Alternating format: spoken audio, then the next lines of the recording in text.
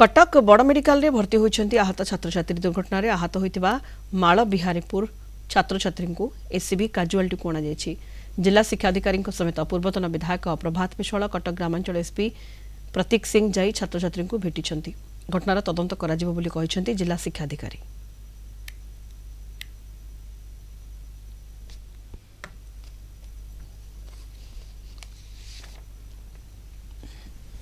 बाटरे से गोटे टर्निंग रे गाड़ी पलटिवा कारण रे सेठी एक्सीडेंट हेछि और स्टूडेंट्स इंजर हेछन्ति।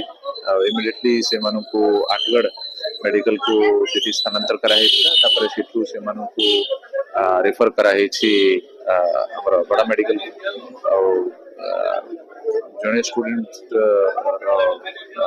सेठी ताकर प्राण हरैछि। जो माने भी पछरे जहार भी भूल अछि जो माने दोषी अछंती समस्त अगेंस्ट कड़ा कार्यानुष्ठान ग्रहण करा। जति कि एटी एससीबी रे एडमिट हेचंती 12 जण समस्त ठीक अछंती। विशेष बेसी किछि हेइ नै। बहुत पिला डिस्चार्ज भी हेजिबे। जण दि जनकर एडमिट हबाकू पड़िबो। अल्प छोट मोट सर्जरी अछि किंतु सबुडो बेसी दुख होउछि से जो गोटे पिलार जे कि अडगढ़ हॉस्पिटल रे जहांकर डेथ हे गला बहुत ही अनफॉर्चुनेट इंसिडेंट दुख इंसिडेंट।